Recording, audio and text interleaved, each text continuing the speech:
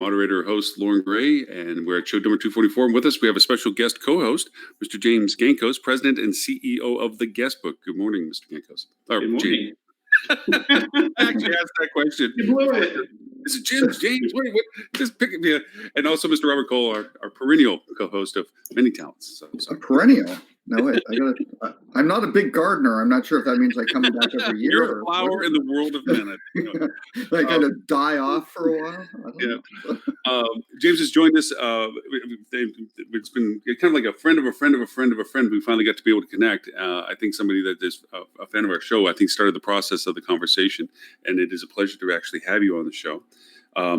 Love to hear more about, well, anything you want to talk about, to be honest with you. So I'll actually literally turn it over to you to say, what would you like to talk about today? Well, I want to talk about what you guys want to talk about, but I guess I would be doing myself an injustice not to give a few tidbits about the company first. Please. Yes, of course. I actually, what a couple of my clients, we actually use your product, and I see it from a third-person perspective of that. The property handles it much more than we do. We work with it, but we don't work on it all the time. So I'd love to hear a little bit more about where it came from, since you're founder of it as well. I mean, what was the inspiration and what direction and all that you intended to have with this? Yeah, I'll tell you the story of how it got started. So I was working for Starwood Hotels for about 10 years, both at the corporate level as director of ops for North America, and then out in the properties. And I went from Sheraton Kauai Resort to Sheraton Seattle to Planet Hollywood in Las Vegas, when that used to be part of Starwood's system back in the day. And I was actually there during the depths of the Great Recession. So I was there in 2009 until early 2010. And actually, because of that Great Recession, Starwood exited their JV on that property, and Caesars came in and took it over, Harrah's and then Caesars. And so it freed me up to basically call my next shot. And I was like, I've done some resort properties, some different cities, even, big Vegas casino, 2,500 rooms. And my girlfriend at the time and I said, let's go to Europe. So I made it to Europe by about 100 yards, I say. I was at the W Istanbul, and we were 100 yards from the Bosphorus, and then the other side to Asia. But anyways, got to go be the GM of that hotel from 2010 to mid 2012, and it was really there that kind of the guest book story started while I was working for Starwood. I was kind of in the U.S.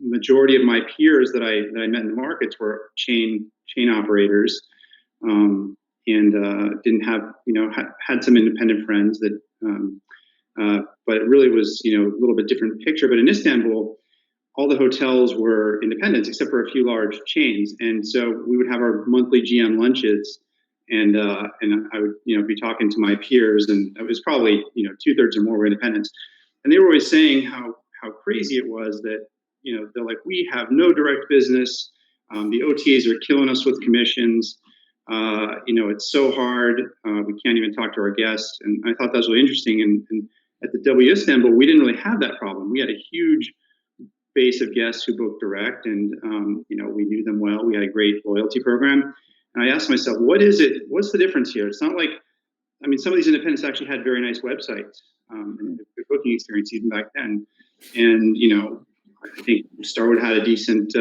one at that time too, but it wasn't night and day. That wasn't the reason. And when I got to looking at it, it really came down to this one little caveat. If you booked on thebrand.com, you got your SPG points and your status.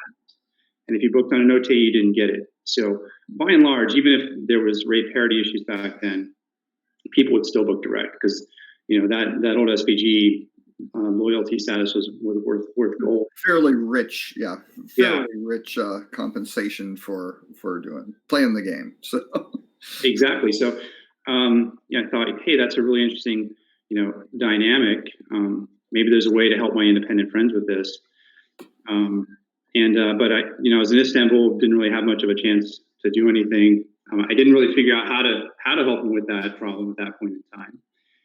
But I had created this one program at Starwood called Make a Green Choice when I was at Sheraton Seattle, and that's where, I don't know if you guys ever came across it, but you do client housekeeping and get $5 500 SPG points. Yeah. And when we we added in the loyalty component. It started out just being, it's a long story, but when we added in the SPG points, when that thing took off like crazy. Oh, yeah. And it, became an industry phenomenon, and a lot of other, hotel groups have done it since then. But I was like, maybe there's some way to give rewards to independents to help them with this OTA problem. Anyways, moved on from Istanbul, took a job at one of my favorite hotels, the W Los Angeles in Westwood, and was there for about a year and a half. That was in 2012 to end of 2013. And while I was there, it basically hit me that if hey, I could actually execute this, better deal for booking direct with rewards, because it doesn't count against rate parity if you give rewards. It's different phenomenon. I could do that for independents with a cash back program. This is the same time that you had, all these Capital One, what's in your wallet, cash back things. And they're kind of prompting me, hey, that's a good way we maybe could execute. And by the way, we could start with even one hotel and give value. We don't have to have the whole network in place at that time to give a better deal for booking direct, right? Same price plus X dollars cash back. And so I was sitting with one of my good friends who owns a bunch of small boutique hotels here in Southern California at the backyard of the W. That was the name of the restaurant.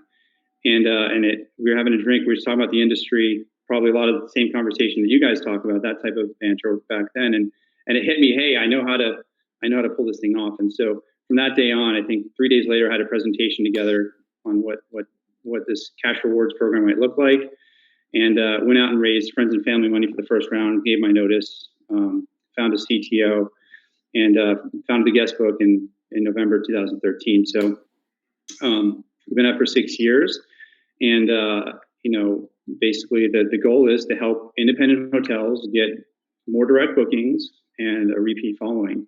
It's come a long way since then. I can give you guys a few of the little tidbits. I got some things here to share. But this group, I'm hoping that there's lots of good questions here, because that will be very good when I go through. But any questions so far? No, nothing yet. And on the other channel, I got a couple. To see you. Oh, and Stuart has joined us. Welcome, Stuart. Yes, I was about to say, this is Stuart Butler. James. Hey, Stuart. Hey, how's it going? Good, thanks. Now, there were actually two things that I thought were relatively unique. One was you moved to Istanbul with your girlfriend, who didn't say, I thought for sure you were going to say at that point, she said, no, 60, 70 hours a week as a GM, I am not signing up for that. And that's when you started the guest. But I don't know if that relationship lasted. Actually, I thought that's what the story was going to start too. That didn't go well. Impressive. That's pretty impressive. And then the second one was a lot of people will give notice, then go look for friends and family money. So very, very important strategic thing. Get your funding first, then quit your job, sort of thing, if you're going to bootstrap it like that. So, anyway. James, Tim Peter down here also. He just joined us as well. Tim, James. Hey, Tim. Good. How are you? Good morning. Good afternoon. Good day, everybody. How are you? Hey, good day. Yeah, Robert. Actually, so on the first point, so that my girlfriend, she also worked for Starwood, and amazingly, she was in a different state. We met at Sheraton Kauai, and then we were doing long distance, and we. I told Starwood, hey, she's moving with me, and she was working at the W Hotels in New York at the time, and so they actually let her work at the hotel. It was amazing. Wow. First, they said, hey, she's going to work for ownership group because they need someone who knows the W at the ownership group side. And then at the end of the day, they said, no, we don't want her talents being at the owner side, so we're going to put the hotel. So a lot of pros and cons working with your girlfriend, but luckily she's now my wife. We have 2 kids, and I was going to say, if that relationship didn't turn out, she might have been one. If she's going to do that, you might want to. That would have been a keeper. So good, glad it worked out. So yeah. So anyways, that was a little history about the idea behind the guest book, and let me see if I can get this sharing right here. I'm just going to show you guys a couple of slides and not go through a whole deck, but just to give you a feel of some of the dynamics of the program, where it's come. So let's see. I want to share screen. And Lauren, did you advise James on the importance of not touching anything that's red? Yeah. Yeah, I told him don't hit the blinky button in the corner. That's important not to hit the button in the corner. Yeah, anything red, just it's very clear in his email. So, anyways, I'll just hit a couple of high level slides here, and then we can go into more questions. I'm sure we'll generate many. But important what we believe that a direct relationship between hotels and their guests is more rewarding for everyone. Obviously, we have the use of the word rewards in that topic or that statement. And I should say, the main goal of what we built and why I created Guest Book wasn't just the economics of a direct booking, which of course are extremely important. The main thing is, as a hotelier at heart, I really love that direct guest relationship. And whatever we can do to incentivize better communication and better connection is extremely important. But it's hard to talk about all that to guests. They kind of make their first choice with their wallets, and then they have a chance to learn more. And so, but the main idea is about that connection. We did a survey, and this is a more recent survey we did this last year. We had the insight on cashback being important back in 2013, but we went out and surveyed 1,000 travelers in the U.S. Age 25 plus, and we asked them, "Hey, what incentive would you like, for your hotel stay?" And they basically said, "Hey, cashback is the most most desired," and it's essentially it's flexibility, right? People like knowing what they're going to get, and then having the ability to choose what they want with those things. So it's interesting tidbit.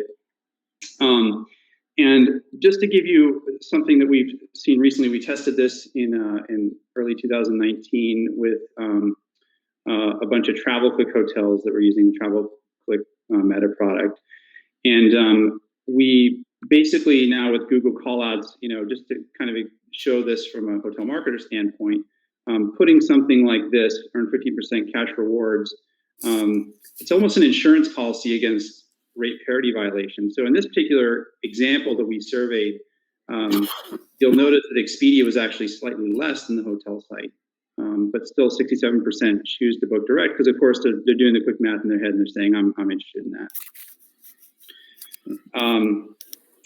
3 goals of the program: boost direct bookings, accelerate retention, and attract new guests.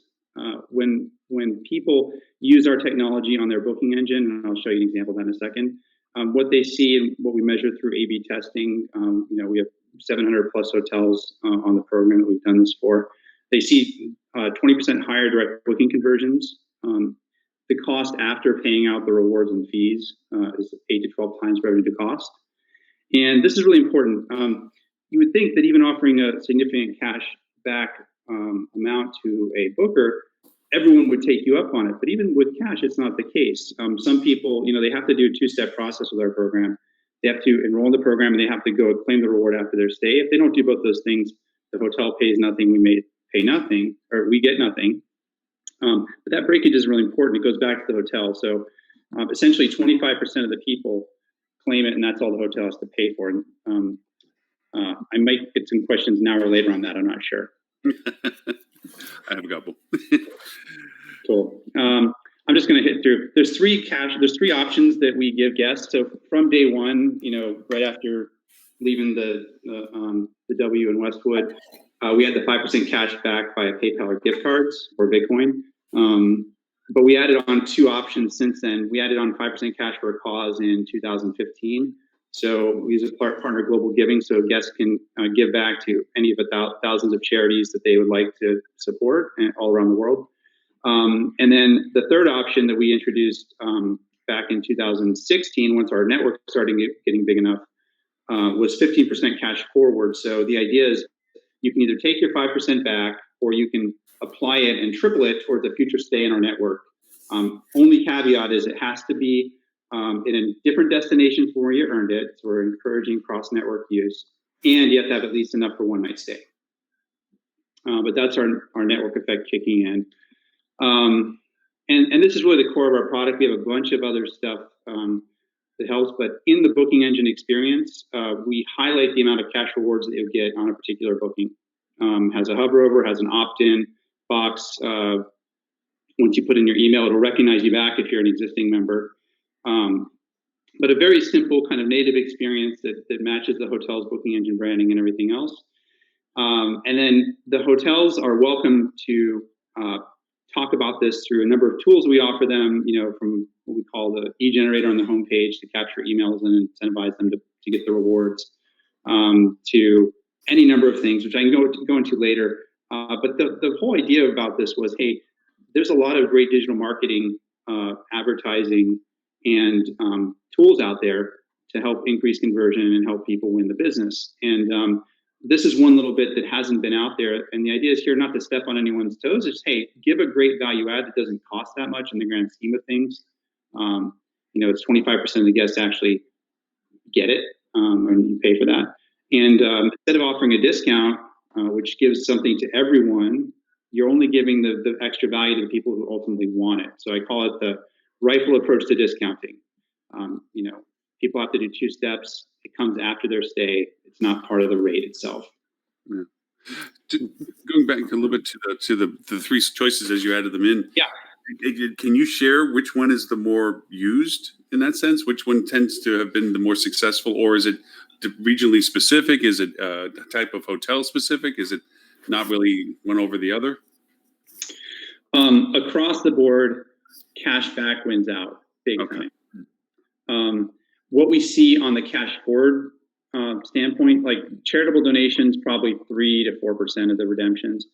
On the cash forward, what happens there is the more luxurious hotels, the people who earn a lot more cash rewards. We have some hotels that have $900 ADRs, for instance. They're earning a ton of value there, and so they have enough to spend elsewhere. So they'll use that. So the higher end hotels will go more towards the cash forward. The other hotels will go more towards cash back. But we're talking about a few percentage points differences, not like major differences. That's interesting, though. So your higher value customers wind up, being built into the system to go to other properties and other destinations, which is good. So yeah, it was just kind of taking the cash and Yeah, and by the way, people don't have to choose right away. They can sit on this for a while, and then they always have the cash out option. So they can decide now or later. But what we see is most people like to make the decision once they get it. Most people that take the cash back will take it right when we send them the rewards available message. Yeah. And did you say there's a 75% breakage? Is that what you said? Yep, that's right. 25% redemption. Wow. Right. And that's of all the bookers that see the messaging in the booking engine, right? So if you have 1,000 people going in and making a booking, ultimately 250 of those you'd have to pay out for. And because of the way this works, you don't run into the Hawaii problem where people either earn heavy at one property or burn heavy at one property, because the earn and burn essentially is the same place, right? Absolutely. In fact, we don't have anything like loyalty rates. You don't need to do that. When someone redeems cash forward, what they do is they book whatever regular rate is at the hotel, and we triple up the cash back on the back end. So you don't even have any administrative work to do. But it's back to the same hotel. It's not, I'm burning in the corporate properties and I'm earning in the corporate properties and burning at, a property in Hawaii or the Caribbean. Yeah. And by the way, obviously people still do earn and burn that way, but for the Hawaii properties, it's a full retail reservation, right? Whatever promo they happen to book, but it's not. Right. Yeah. So they're happy to get it. It takes away that resort problem. And, I know that problem very well. I was hotel manager at Sheraton Kauai Resort, right? So there you go. So yeah, you know it very well. You still got the scars to show. people dragging coolers through the lobby, and So, is there another slide you wanted to show us, or do we want to kick back to the screen? Or no, I'll just keep guys. I don't know if there's anything else here. Well, we have over 700 hotels in 73 countries. We skew towards the 4 and 5 star. We have over 1.1 million members with attractive demographics. And we introduced this last year. It's funny, for the first 5 years, let's call it 4.5. We told hotels, hey, don't buy us for the network effect. That was actually like a slide. Don't buy us for that, because you'll be disappointed, right? Buy us for the direct booking conversion increase. It'll pay for itself. The ROI, the numbers pencil out. It's 8 to 12 times revenue to cash, or revenue to cost.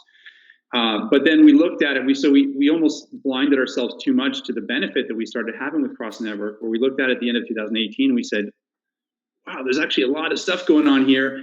Let's put this into action somehow now in our sales pitch." So this is it. Now it's that we'll produce at least enough cross-network business to cover the rewards fees, or we'll refund the difference. So that's aside from all the direct booking conversion stuff. This is just cross-network. Wow. Wow. Cool. Fantastic. Yeah. So, anyways, I will. I have other stuff to share, but maybe let's do some more Q&A, and then we can get to where we need. So, let's see. Stop sharing. There. There we go. Good. And we'll go back to video camera. There we go. Hey, Lauren finally figured out how to do that. That's very Normally at that point, the show suddenly disconnects. Well, right now we're getting some highs from different places and so forth. We have a hello from Singapore and so forth, and people saying that they use the system and so forth, but no real questions from the cross platforms. But I do have one about data, what you're accumulating from data from all of this. When you're in the booking, in the funnel of what the people are engaging with, what kind of data are you able to acquire that would understand who's engaging with the product? Are you pulling data from the sites of the hotels themselves? What kind of levels of data are you getting? Yeah, so when someone opts into our program in the hotel's booking engine, they're essentially accepting our terms of use and privacy policy.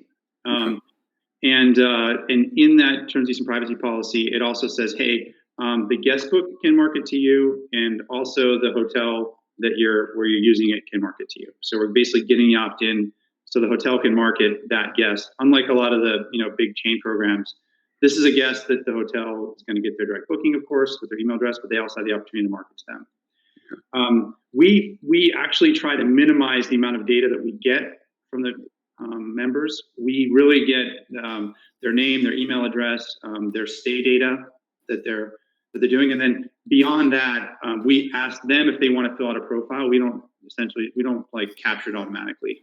The main goal is to facilitate the rewards offering that we're trying to give for our hotels to make a better direct booking conversion and fulfill the rewards, but don't try to make this a data play. That's a thank you. That is a complaint. How does the redemption piece work? If someone wants to cash out their rewards, how does that work? So when they enroll, they get a welcome email from the program. It says, hey, confirm your account, by creating a password. And once they've done that, which they can either do immediately and then log into their account, or once their rewards are available, log into their account. But they have, a regular dashboard with their cash balance and a quick click to say, hey, how do you want to redeem this? It's different by country and currency. So the ones that are global are the PayPal and the Visa e-gift card or MasterCard e-gift card, depending on where you are, and Bitcoin. Those are universal from the cash out perspective. And then certain countries like, US has Amazon and Starbucks and all that kind of stuff that you can either get digital card or a mailed gift card, but it just depends on whatever country you're in. Because we have members all around the world. So with the current situation going on, I would assume most of your revenue is dependent on sustained bookings, and they seem to have taken a hit in the last month or two. So especially in North America, and I know you got places all over the world, but how have you as a company handled the disruption in your business and the revenue and things like that? I'd be interested to hear that. Yeah, so basically the beauty and curse of our business model is we only make money when the hotels make money. There's no set fees, there's no setup costs. It's all transactional. So of course, our revenues can go down, 85% or 90%, whatever you see the RevPAR, that's pretty much what our revenues are doing right now, depending on where we are in our hotels. I say it's a blessing and a curse. It's a blessing because the hotels aren't getting a big invoice or invoice at all in some cases. So you haven't had cancellations, I'm assuming. Yeah, we have not had cancellations, knock on wood. We sent out when things first hit, we sent a reminder, hey, just remember, we're in this with you. It's a transactional model. If you have no guests, you have no bill. And that's essentially done the trick. So, we're happy about that. From a company standpoint, we also had everyone take some hits. We didn't lay off anyone. We furloughed a few. We reduced some people's times. And the good news is the way we've financed our company and built our company from day one was organic growth with reinvestment. So profitable model that can be reinvested. Don't get too big, stay small and nimble, and essentially be conservative. And I always question myself in the heyday of VC rounds and everything else going on. Should I be taking money and growing like crazy? And it just didn't feel right to me to do that. And the main reason it didn't feel right was because we want to put our hotels first 100% of the time. We don't want anyone or any outside influence making us make a trade-off that doesn't benefit our hotels. And by and large, now that this has happened, we're in a good place because we don't have crazy expenses. We don't have any debt. We don't have any hurdles to grow into. So we're fine. We're obviously wishing that business would be different, but we're fine, and we're going to come out of this stronger than ever because we've had that philosophy. Yeah, that's great. And James, you may have answered this at least in part with the answer you just gave, but what's the required commitment from hotels? When somebody signs up as a guest book, partner, what's the term? How does that go? So the term that we ask for hotels is 90 days, and the only reason we do 90 days is because that usually burns off most of the people who've already booked. Yep. It's the only reason. But if they happen to take us off their booking engine on the first day of the request, that's totally fine. Just pay out those guests at least for 90 days to have reservations. Yep. But I was a hotelier. I know what hoteliers like and what they don't like, and what their asset managers like and what they don't like. And so we always made it easy. Hey, no long-term commitment, no upfront fees, no implementation fees. We do that stuff for you for free. It's all transactional, and we built a lightweight model to make it profitable for us to do that. That's great. Yeah, one of the things I really liked about you guys when we started chatting. So just full disclosure, Fuel and the guest book have done some collaborative stuff together. We published a downloadable white paper about uncertain marketing through uncertainty. We're trying to coordinate James coming on our podcast. So we have a relationship, although we actually don't share any clients at this moment. I think that'll probably change in the future, but we're fans of what they're doing. And one of the reasons that we immediately said, okay, these are someone we can work with, is because in the first 30 days of that 90-day period, they actually run the platform as an A/B test. So only 50% of the audience sees any of the messaging from the guest book, and the other 50% doesn't. So they get an immediate baseline on what the uplift is in terms of what impact they're having on conversion rate. So this isn't vanity metrics. This isn't, hey, we stealing attribution from here. It's literal data that's going to tell you how much value they're actually bringing to you. So that was hats off to them. It almost sounds like you're insinuating that there are people in this industry who steal attribution, and hashtag attribution theft is really real. Yes. And I am shocked to hear that such a thing could be going on how right now. Those companies are faring right now. They're certainly not faring as well as the guest book. One of them just laid off 50% of their staff, I believe. So Stuart, thank you for those kind words. We don't do attribution at all. It's also a mixed blessing. We can only test when we A/B. We can only prove value. So we do it up front, and we say, hey, are you guys good with this? And they can evaluate it, and then it rolls after that full time. But we're actually really good with that A/B test. Well, not in this time. A/B testing during this time is a whole other ballgame, but usually we can predict in that 30 days exactly what their average billing will be going forward at maturity. So they can see not only how much it's going to cost them, but what their individual results are. And by the way, Stuart, I have our slides teed up for the right time to just hit on our co-white paper. Wait, you guys are trying to do shameless promotion on this show? I don't know if you know. That is Tim's realm. That's right. Right. There's only one person allowed to do shameless promotion on this show. Yeah, and Stuart, thanks a lot for alerting James the fact that he can now change his business model to attribution. Thanks. I'm gonna change the attribution and set fee per month. There you go. Maybe it's over the next few months, though. And a setup fee per key, based on per key and ADR. And then take the attribution. Every piece of drop that lands on that website is because we were there. Exactly. 6-month window. I think you need to go a year to get that full seasonality. Really, don't sell yourself short. That's really great. That's really, really cool, James. Well, no, if there's other slides, I didn't mean to cut you off on the other slides. I didn't even stretch. If there's other slides, especially if it makes Stuart feel good that he's contribute to a white paper thing. I mean, Yeah, well, I mean, I was seeing where you guys want to go, and with the rest of the conversation, I'm sure you hit it. And I know I watched last week's episode, and you guys were talking about some of the best practices out there. But we basically co-authored a white paper on how hotels can do the most to prepare for the recovery. Let me just share the little infographic we had here. Hang tight. And we pushed this out. Like, I think it was right in the middle of March, which is when things are really kicking off in North America. And it's amazing how quickly things change, because we were actually working on this back in January before COVID was really the thing that it is today.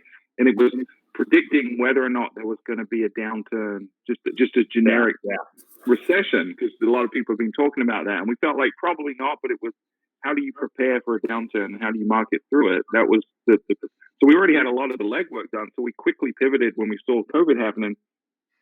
But even so, I mean, there's a lot of great advice in it, but reading back through it now, it's like, wow, things have changed so quickly that some of it's really relevant still, but a few bits in there are like, well, that doesn't quite hit the mark anymore because we're living in this new normal. But it's still very valuable overall. And Stuart, even if you remember when we were going through the finishing edits, like we actually did a survey, a guest sentiment survey, and I think you guys followed up with a really good one that we saw this morning as part of the prep for this show. But the survey that we did was like outdated a week later. Like we couldn't even use it. So exactly. We had to pull it out. Yeah, we kind of just focused on some of the tried and true things to focus on. The one that I would say is a little bit outdated since we published it a few weeks ago was the resist urge to lower your rates. Obviously, there's going to have to be some discounting going on now, but I think it's still, if you look at it at the high level, the number 2, it's resist the urge to discount too much is probably how we revise that. Yeah, it's funny because we wrote it with the intent of how do you market through maybe a 20% drop in market, like a normal recession, not a 90% drop in everything. So I don't think anyone could quite have predicted that, but it's still very valuable. We're getting a ton of downloads, a lot of good feedback from it.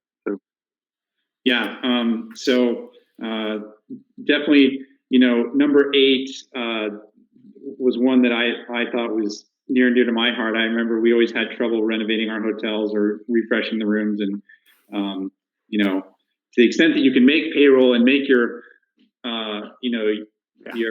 your rent payments, that's still a great one to do right now. It's perfect time. Yeah.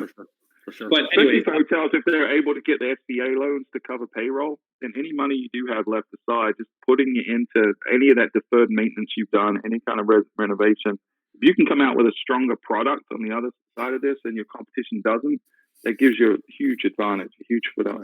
Yeah, my favorite story, I've told this before on the show, and I couldn't agree with this more. Sorry, my brain broke there for a second.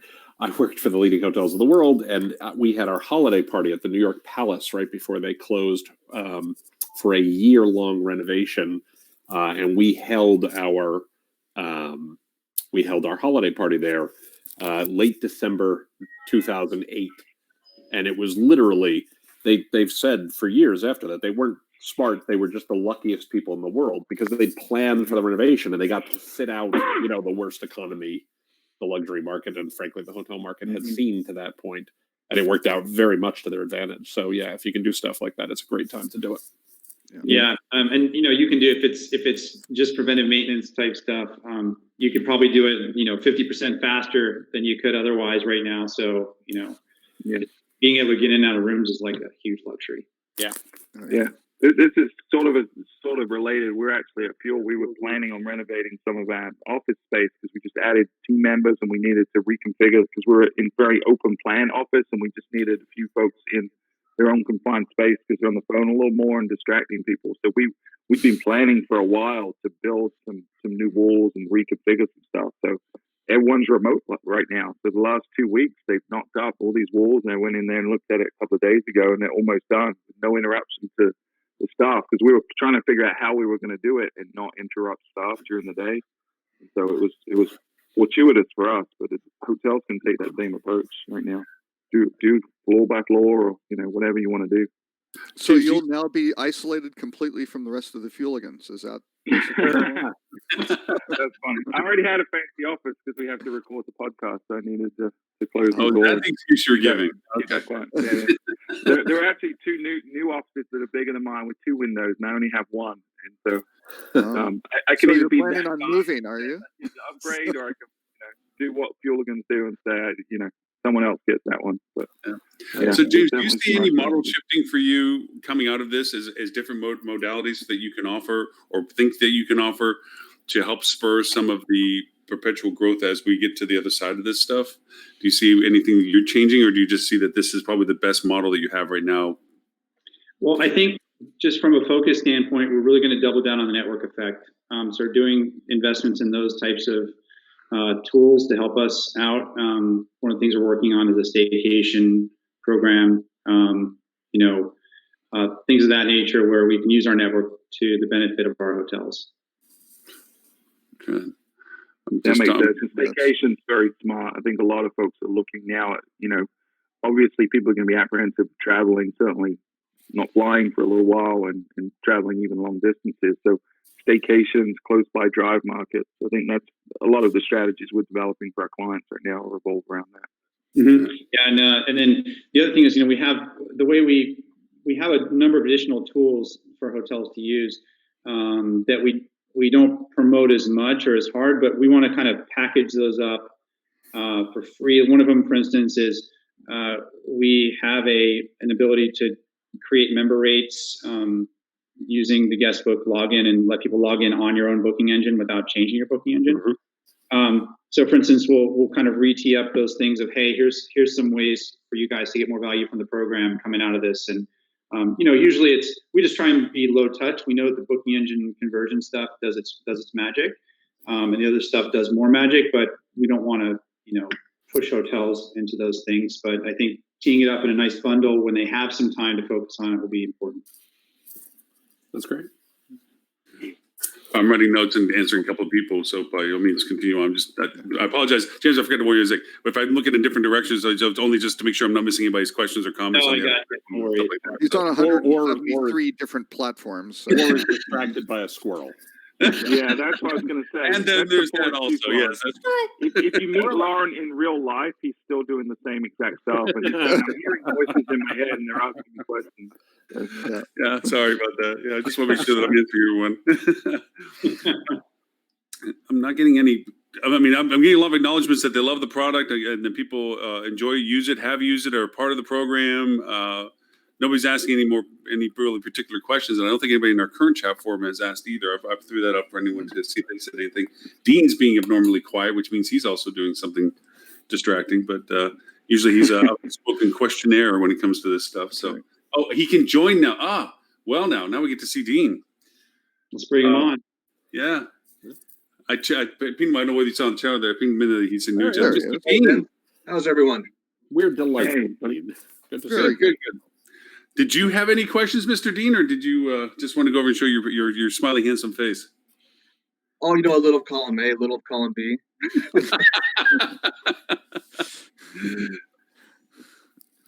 No, really, actually, great stuff. And I'm a fan of the direct booking channels and really the importance of this in this time of those in particular. I have watched a number of different news articles that have come out as of late where they're talking about what role will the OTAs play when all of this starts turning around. And I think that is best answered by a question of what should they play versus what will they play. And unfortunately, it's the what will they play is, probably going to play a major role because they're that easy way of putting heads in beds. And it's sad to say that because we've seen this happen before in other downturns in the economy that we all go to the OTAs, right, as our salvation of, hey, here's how I'm going to try to recover because it's easy, because they do all the work for us. But then we spend the next 5-10 years trying to get that business back again. And we're going to go through that same cycle all over again. And what's really sad about that is that right now is really a great opportunity if you've got the tools in place. And I totally recognize that some hotels don't, that budgets don't allow it. Marketing departments have been cut and so on. I totally get that. But if you do have the tools in place, if you do have the resources in place, there is such an opportunity to capitalize on direct bookings right now. It's insane. And a lot of what James has been talking about is the perfect example of that. even if you're an independent hotel, how do you compete with not just the OTAs, but the brand hotels, as he was talking about with the loyalty programs and things like that? Well, there's just so much opportunity. And the best thing is, and I talked about this last week, the whole world is taking a pit stop right now. So if you're looking at an opportunity to get something running, you can do it right now with such a minimal risk, such a minimal impact on what you're doing, because your business is already down at 10% occupancy. Right. Gosh, now's the time to get that set up so that when we are on the curve on the other way, you've got everything ready to go and can be out there ahead of the OTAs. Because boy, you don't think they're doing this right now? You better believe they are. Yeah. Well, there's a couple articles I think Robert had up with it, but just before we even touch on those ones, just going back to something that on your three options that you had, James, I wonder if the sentiment of us as a humanity, of a community, is going to shift coming out of this, that we might actually consider that third option of charitable donation a little bit more than just the passive, oh, that was a nice token effort, but I really don't really, that people might consider the fact that that is as valuable to them now as whether they got an immediate cash discount or future value discount by the return value kind of thing. I don't know. Well, and I think a lot of people would want to feel that way, right? There's definitely more of a togetherness and a we versus a them and us going on. But the reality is also that a lot of people are financially very hurt right now. So yeah, that's right. They probably, even if they want to, they're probably in a situation where they have to go with the give me the money, show me the money option. Yeah, I mean, sorry, go ahead, James, please. We actually had with the hurricane that devastated the Bahamas, last year, one of our great clients, the Bay Garden Resort in St. Lucia, Sandovnik's a very engaged guy, and he wanted to, they were in St. Lucia, but they said, hey, we want to donate to the Bahamas. We're gonna put some money together, but we actually tee up for the guests of the guest book who stay at our hotel to automatically prompt them, do they want to donate to the Bahamas? And so we made those changes for them quickly, and it was a great program. For sure, more people will do it in a time of need like this. James, may I introduce Valen Perini with Nor One and Edward St. Ange from Flip. Hey, Edward, how are you? Good to see you. Good, how are you? Good. Nice to see you.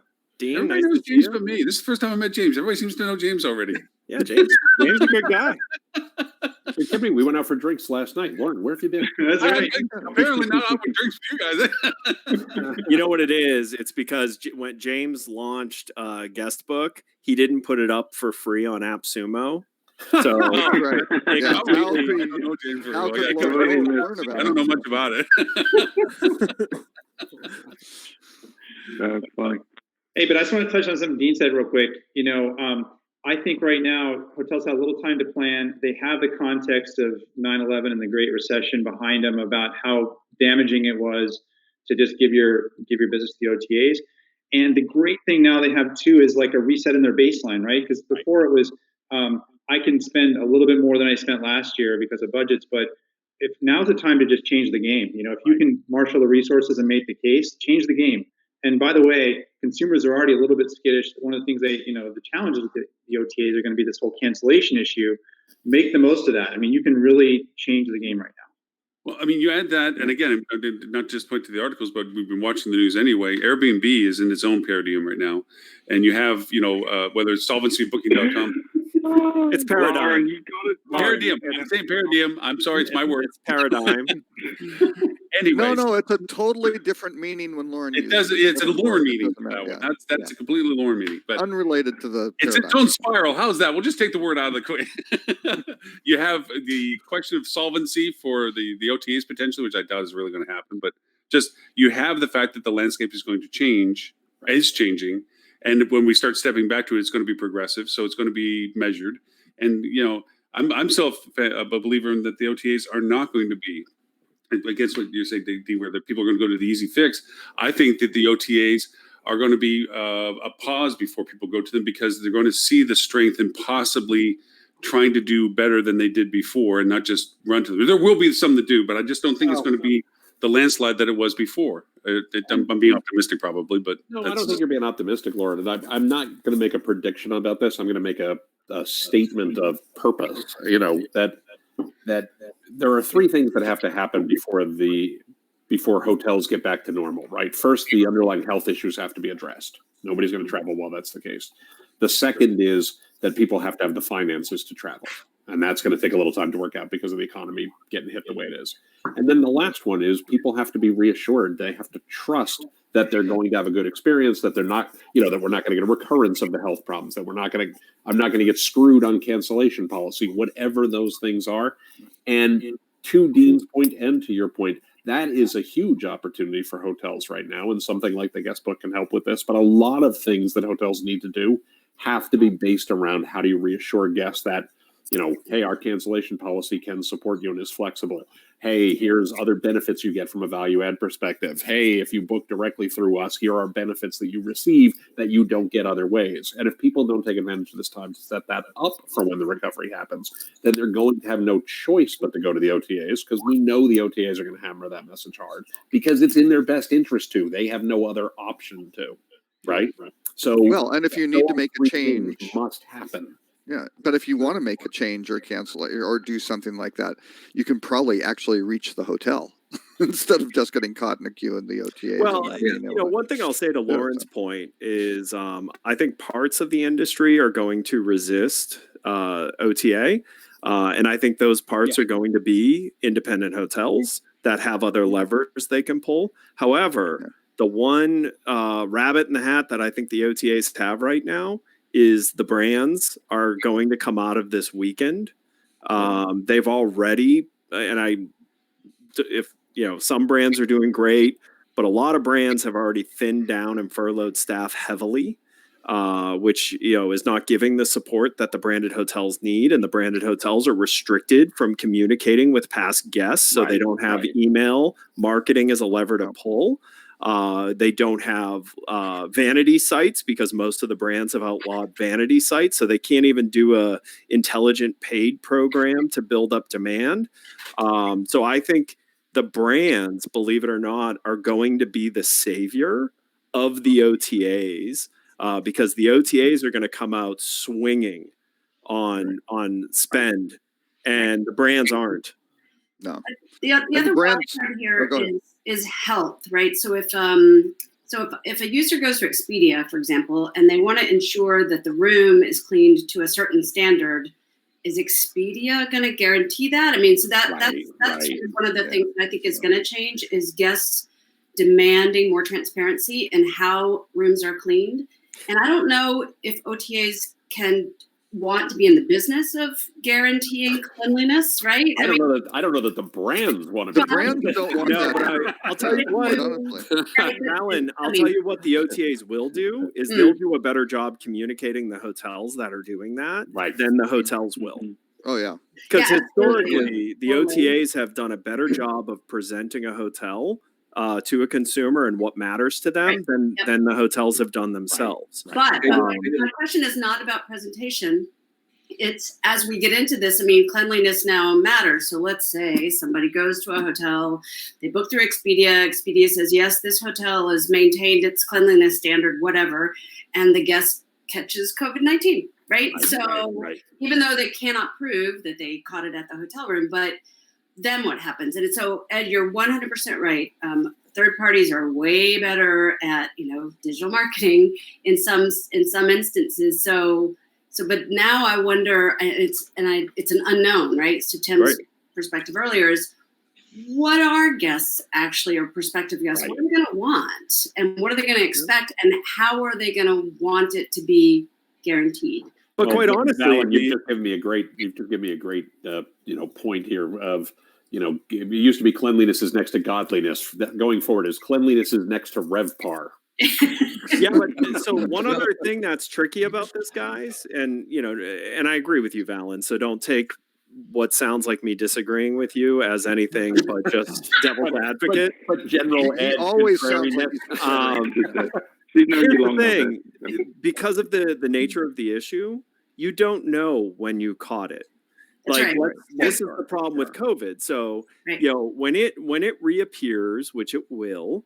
It's got a 14-day gestation period before you actually start seeing symptoms, if you're going to see symptoms. Right. Well, the problem with that is you don't travel and stay only in the hotel. You are transporting yourself some way or another. You're eating out some way or the other. There's lots of different ways you could catch it. you're not ever going to be able to nail down the point of which you got infected, because it's the nature of COVID itself is you can't pinpoint it to the minute you got it. Well, but you're there's a different direction though. But we do live in a litigious society, right? Sure, I mean, right. this is 100%. right. So yeah, so but they you're don't have to 100% guarantee right, Ed. anything, right? They That just doesn't need a mean- checkbox that says this hotel has extra COVID cleaning measures, right? Right. Just like they have, it Right. provides breakfast or it provides Wi-Fi. It's not a guarantee; it's a reassurance. And, Right. and Well, exactly. Well, and Here's here's the thing. And to that point, the thing that you see the OTAs doing a really good job of, and they've done this for years, is using what is fundamentally a word cloud, but it's presented in different forms, right? But they're mining that data for hotels based upon their reviews and guest feedback and saying, hey, this hotel was very clean or had great housekeeping. So, and they'll have little word bubbles that you'll see on the site. So that's actually something they have an advantage over Google, because Google largely is basing their content on what you can put in that Google hotel ad off the right-hand side of the screen. They don't have a lot of real estate to work with over there. Whereas if I'm on TripAdvisor, I've got real estate now where I can start building in little things like that and give guests that assurance. they're masters of psychology, the OTAs, especially Booking.com. They do a really good job of anticipating every fear, every doubt, and figuring out what is going to nudge people in the right positive direction. And they put it, and it might be a tiny little icon that you don't even pay attention to, but subconsciously it's pulling the right lever. Well, and you pay a lot of attention to if you're the person who that what actually is making the decision for you. That's the thing. Not everybody cares about each of those things. They care about the ones they care about. I do want to go back to Ed's point for 1 second, because Ed, I think you make a good point, but it assumes, and I don't know that it is a safe assumption at the moment, that as travel reoccurs, it will reoccur the way it always has. I suspect, people who traveled a lot aren't going to come out of the gate traveling a lot, and people who traveled a little are going to travel less. So, it may be I only stayed at that one place and now I feel sick, as opposed to, those of us who have been road warriors for years. Even staying at I that just one think that place, that's something that's going to take some time, where people are going to say, you know what, boy, and remember, this is perception. Whenever we talk about these things, it's perception. I went on this trip and boy, I stayed in that hotel and I didn't feel like it was clean, and now I feel sick. Right. Like, that's going to be a thing for sure. COVID is going to be the new bed bugs. That's exactly right. Well, that's exactly right. Exactly right. So you don't get bed bugs from a restaurant or public transportation or the other things people are going to do. Yeah. right? But you get But COVID. You get prove it. COVID potentially from taking a piece of mail too quickly and touching it, and the last person who had that piece of mail hours before you sneezed on it. Right, but, but think There's about a cheery thought. Somebody even goes to a hotel and they get sick. I don't know. They catch COVID, not necessarily from the hotel, but maybe from the taxi cab or the piece of mail. Right. But they put a review on TripAdvisor, and they say, I stayed at this hotel. It was really nice, but a week later I got sick with COVID-19. That's right. Right. Yep. And so, is that not going to break terms of some of the review sites though? Because they're making an accusation that they can't prove. I don't know if we're going to see that. Yeah, I think that's actually, Stuart, that's a good point. It was what I was about to say is all the hotel has to do is turn around and say, here's everything we did to clean the room. Also, this person could have picked this up anywhere. Because the other problem with COVID is not everyone will get symptoms from it. Right. So it's not like food poisoning, which you can track back generally to a restaurant, because there'll usually be multiple complaints during the time period that the issues existed. So you'd be able to cluster it and say, this restaurant caused it. Like the Black Eyed Pea on Rand Road in Arlington Heights, Illinois, back in 1993. I have very fond memories of this, by the way. Yeah, people don't forget. No, but I don't think the litigation would go that direction. I think, and it's been a hesitancy by the hotel associations and the brands and everybody. Because Lauren, when was it, 3 or 4 weeks ago, when we did the AHOA webinar, one of the things we were saying was the hotel industry needs to say, here is what we're doing to clean the rooms, right? Because the reality is most of these hotel rooms are a lot cleaner than people's homes, sort of thing. Right. And here are the practices. I think the hesitancy is legitimately, they go, what if someone proves that housekeeper didn't execute that? and then all of a sudden there's going to be some class. They aren't doing what they committed. But again, the biggest so all of problem a sudden they're everyone's avoiding it gonna have, completely, which is horrible, right? the biggest problem everyone's going to have with that is even if the housekeeper didn't do that, you'd still have to prove that they didn't get it from the taxi cab. No, they didn't get it from the Oh rental. no, I Hold don't on, think hold you're on, proving hold on, the hold on. illness. From I a think it's the litigation. execution of the promise. Yeah, I want to right? jump in Yeah. on this for 1 second because I think we're having the wrong debate. You guys are debating I agree law. 100%. You're debating law, and the real problem is going to be perception. Right. Yeah. The real Right. problem is going to be trust. The real Right. problem is going to be, am I concerned as a traveler that if I travel anywhere Right. and end up someplace, I'm going to get sick? Right. And that is Right. going to be a far bigger problem for the industry than the one-off litigation or the class action suit that comes out against Absolutely. some management company. Right. Right. Mhm. The problem is people have to feel safe to travel, and Yep. until Yeah. that happens, this is going to be a And recurring let's not kid problem. ourselves, guys. That's really not going to happen until there are reasonable either therapies or vaccinations for this issue that get it Right. better in line Yeah, with think you're right. standard flu. Because you don't Right. hear, Right. during a deadly flu season, hotels getting hammered for their That's right. cleanliness because the flu was really bad in their city and they didn't do anything. You don't hear that. So there is going to be a section of the world that doesn't travel until that exists. That's right. Now, that or being at least until said- they feel comfortable that exists. That being said, there's a high probability that that section of the world are going to be people who are at high risk of having this severely impact them. And then there's going to be everyone else who's going to have different layers of precaution that they're going to take and what Mhm. they think creates safety. Now, one of the issues I think is going to exist is for city center hotels. If we talk about anyone who got hammered, like that's going to have some long-term negative effect from this, it's dense city center hotels are going to struggle. I actually think you're going to see, and I have data that I'll share on why I think this, but I think you're going to see nature, outdoorsy, action type properties recover very quickly and continue to have stronger strength than they had before because they're not going to be competing with and I hate to say it because I live here, I think Orlando has a problem.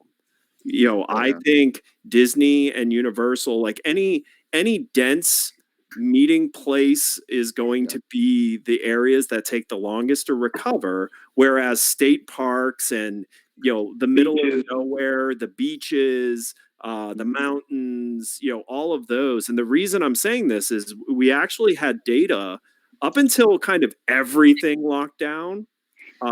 All of our outdoorsy hotels were actually having stronger weeks.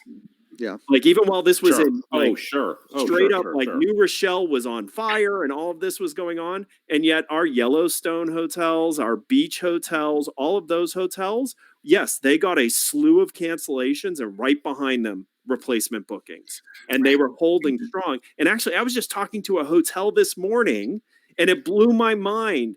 They said, yes, we're still open. Their beach is closed.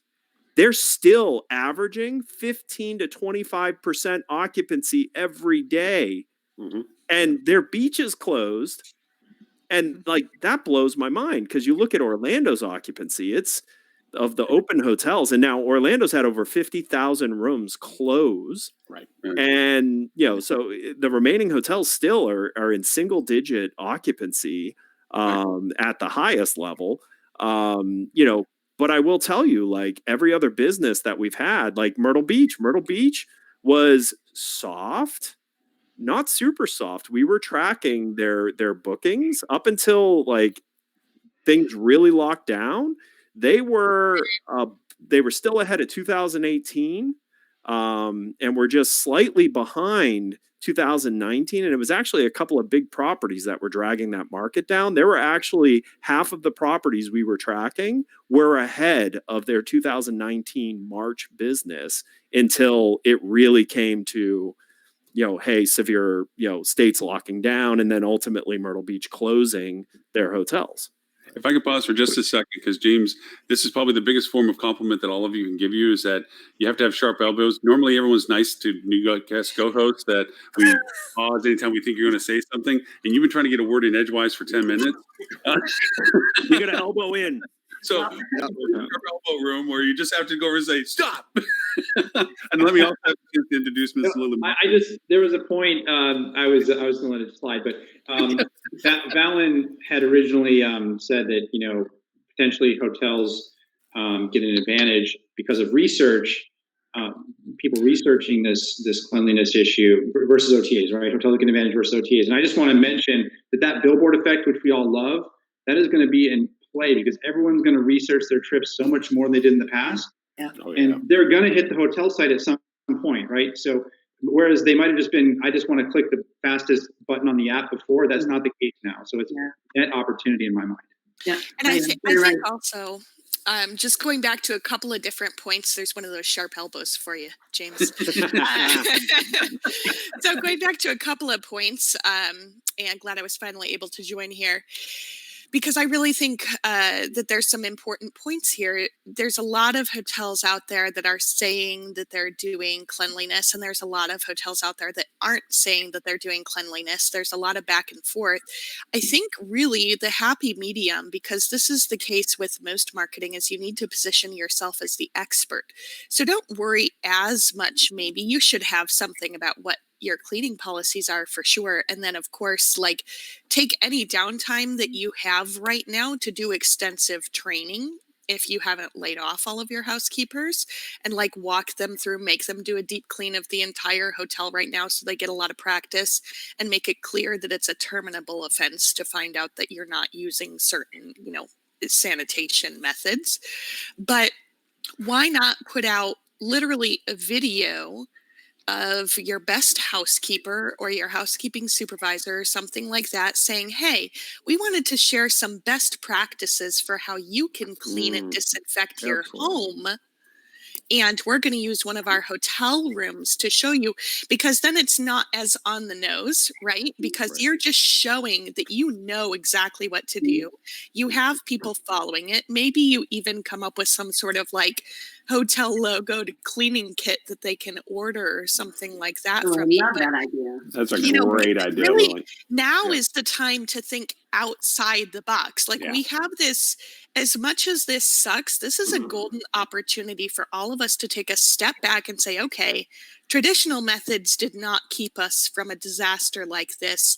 Let's take our extra time. Let's move the industry that next leap forward and focus on how we can be more inspirational and less, hey, here's another 20% off offer. Come stay with us. And Lily, brilliant. It's absolutely brilliant. It reminds me so much. Ed, we'll arm wrestle. No, all I was gonna say was it reminds me a ton of the Heavenly Bed, right?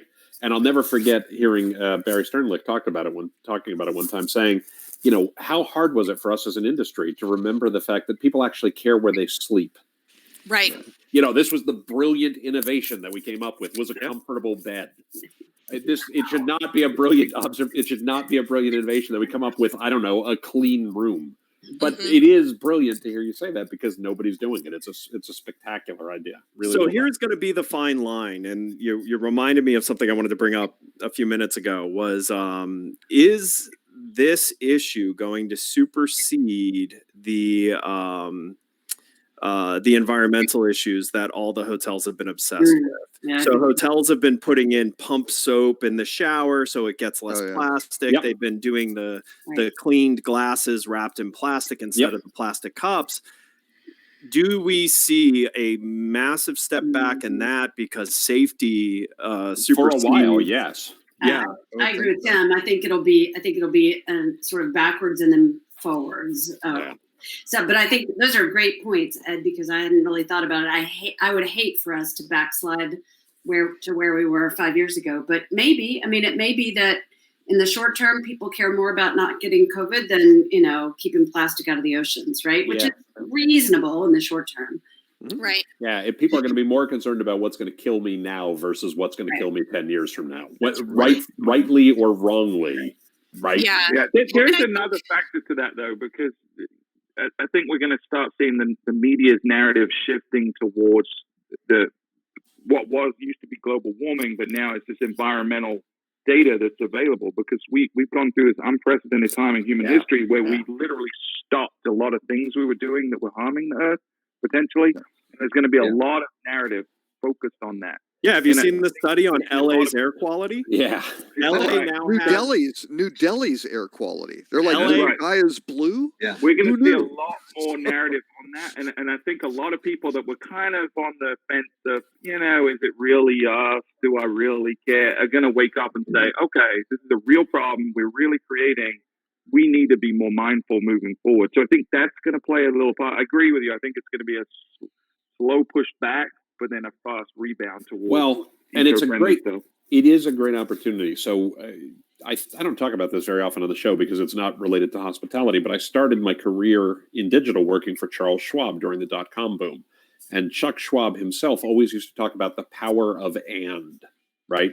These things are not either or. You got to think about the Venn diagram and say, okay, what is the this and this? How do we make sure you are safe, but also environmentally sensitive? How do we make sure we do all of these things? And it doesn't mean that the Venn diagram is a circle where they're all perfect, but it's finding those overlaps. That's where some of I think the really interesting innovations are going to come in. If people who say, we have to check multiple boxes, we have to walk and chew gum at the same time.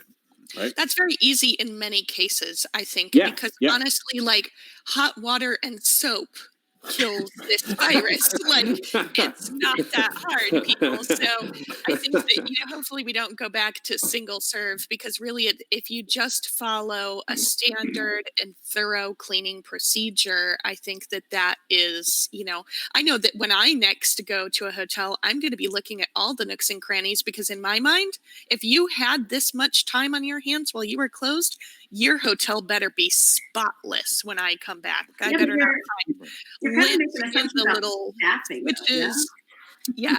I mean, that's I think the challenge for I talked to a couple of our hotels this week, and they're down to 8 people on staff total, right, start to finish. So how much? I mean, they don't have any housekeepers. The 9 people are all, senior salaried and senior hourly, right? So they don't have time. But guess what? The GM is now a housekeeper. The GM is now the front desk person. Well, should be doing the housekeeper. So. But here's the thing. I think that and I heard you doing some shameless promotion earlier, so I'm just gonna jump right on that bandwagon and say that in my first podcast episode, which you can find online now, it talks about whether to close your hotel. They're learning. I'm great at shameless promotion. Don't worry, all over that. So, in whether to close your hotel, it talks about your cash reserves and different things that you would need. But if you can afford to have 2 or 3 housekeepers, let's be honest, they're probably making minimum wage. They aren't that expensive. If you can bring on a few of your top people and select them based on past performance to assist with that, I think that we're being short-sighted, just like, when you have money, but you cut people at the front desk and you have a line of 25 people to check in all the time and your review scores tank and it affects your pricing. Like, all of this is cyclical. So now there are hotels that literally have no money whatsoever. I get that. You just have to try and survive with what you have. But if you have leeway for 2 or 3 minimum wage employees, have them on staff and have them help you with these projects. Or if you don't have enough projects for them, you get through all of the deep cleaning and you're just basically waiting to dust at the end. Think about, how can we create maybe masks? Fabric masks are like a huge industry right now. Maybe you send out a care package to your guests that includes a small bottle of hand sanitizer, assuming you have a place to get it, or leftover soap or something, and a face mask. Roll. Yeah. A toilet paper roll. Really look at what you have to work with and find unique ways to work with your guests. So unfortunately, I would say have a logoed face mask, but I think creating logoed fabric on short order might be a little bit difficult. But if you have anything like that, exactly. If you have something like that at your disposal, go for it. But housekeepers are also often talented in tailoring or sewing or something like that. And sometimes you'll find other people. I mean, every other person in the world owns a sewing machine right now. And I know this because I am also in the fabrics department at Walmart right now, just to help bring on extra money for us to pay our team during the furlough. So I'm learning a lot about this. But all of these supplies are in short demand. So it's these little things that guests will look at and say, wow, I never would have expected to get a XYZ hotel care package. So really And I think you're touching on something really important. And I think it's the distinction between the hotels that are going to fare really well through this and the ones that are going to struggle and maybe not survive. And that is thinking long term. So short term, people are like, I don't want to spend money right now. But if they're thinking long term, spending some money on some folks that are minimum wage to deep clean and create an almost brand new property when you come out of this is going to allow you to make more money. It is going to increase your review scores. It is going to increase the guest loyalty, and you're going to reap the return on that tenfold. So a lot of people are making the same mistake in marketing, in sales, in every department where they're just arbitrarily cutting. And Ed, you were on the conversation with me last week when someone said they almost let go of their sales staff and they decided to wait one more week, and they made 7 wedding bookings that next week because all of their competition has got rid of all of their sales staff. So the people that are looking for weddings, you have a really good shot at getting their business right now because no one's calling them back. So being present to win term, right now. Exactly. Because more importantly, all 7 of the weddings were in year. They were in this year. Right. So, that's pretty and they big. probably have easy cancellation terms, stop marketing, you're going to lose the opportunity for the people that do need to travel. And Lauren was on our podcast this week, and shameless plug number 3. Lauren was on our podcast this week, and he talked about he's got properties that are doing better than they did last year because they're targeting people that are traveling and they're still spending money to go after them. So, don't look at the short-term benefit of cutting costs if it's going to cost you more in the long term. So I'm going to do. I've got a question for James because of the deep operations background, obviously. So you're back in your GM days. If you got thrown into this situation, who are the folks that you wind up keeping in your hotel if you have to limit it down to 7? Well, I don't think it's. I think while there's huge uncertainty, you cut back as much as you need to make sure you're financially viable.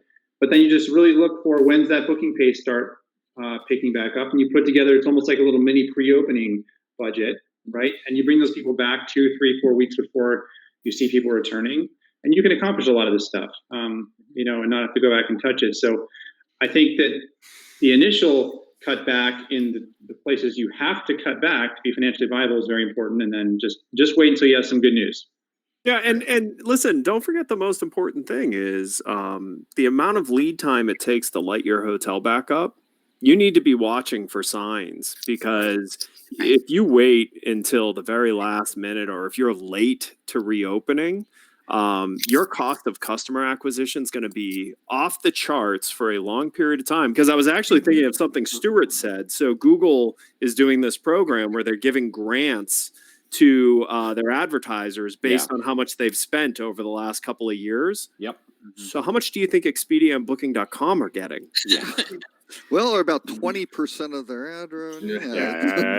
So that's a good point, Ed. If it follows to your level of spend, that means they're getting 20% of $800 million, because that's how much Google's putting out there. Right. Yeah, and the problem with turning everything off is now you cannot see any of those indicators. Right. So we're all looking for what are the indicators that the market is coming back. Well, guess what? If you've set everything off, you have no idea. That's exactly right. Since we're doing the shameless promotion portion of the program, I put a link in the chat to my column this week in Hotel News Now about in difficult times, digital must do the heavy lifting. It is a place where you can continue to keep the lights on, where you can continue to communicate these messages, where you can do it relatively cost effectively, where you will get data about when you see search volumes going up for your market or your property or things along those lines. And you can be damned sure the OTAs are investing in that at when the time is right. And if you wait too long, as Ed rightly says, you're screwed. Right? Right. You're in a really bad position. I actually want to ask James a question though. James, since we're talking about planning ahead and the like, you started to talk about the network effect of what loyalty can do for the independent properties and the like in a case like the guest book. Can you just talk a little bit about where people can take advantage of that, or how that would work, or where you see that working as things start to move towards recovery? Yeah, I'll hit that question, but one thing that I want to touch on real quick is when you have to think about what are the goals going to be for these general managers and director of sales. How are they going to be looked back upon in 2020 for their performance? And the answer is their market share change when things came back. So if that's your number one goal and where you're being viewed, you need to be investing in market share right now. So if you're Hawaii, it's summer, it's fall, it's holiday season, you need to be really hitting that hard, because you're going to be a hero if you do it right. And if you snooze, you're going to be they're going to forget about all the other stuff that happened. They're going to say, how did you come back with market share? And so just keep that in mind as a hotel, is how you're personally going to be. Brilliant point. Brilliant point. Yep. But on to the network effect. I mentioned one of the ideas. So by and large, I'll give you a little bit of color for this strategy. We've always had this rule with our hotels, and most loyalty programs. Okay, I'll give you an example. When I was at W Westwood and we had W Hollywood, 8 miles to the east, SPG would come to us in February and say, "Hey, do you guys want to do double points to get more market share?" And I'd say, and by the way, Hollywood's doing it, and I'd say, "Well, I guess I'm in it too," because it was competing against each other, right? We didn't, right. And everyone just ended up paying more. Sure, maybe we got a little share from Hilton overall, but mostly everyone just paid more. So we just have this golden rule: is don't do anything that would help someone else to your disadvantage, right? It's kind of the golden rule. Never do anything that will hurt even one hotel. So we haven't ever marketed our hotels to our database other than like a destination focus. But we see this opportunity with staycation, which I touched on before, of, hey, let's find out where everyone actually lives, and let's let them sign up for texting service. They can only get the deals for one market where they live. And by the way, you probably joined our program in another city. Like, maybe I joined it at the Lotte New York Palace when I stayed there, but I live in LA.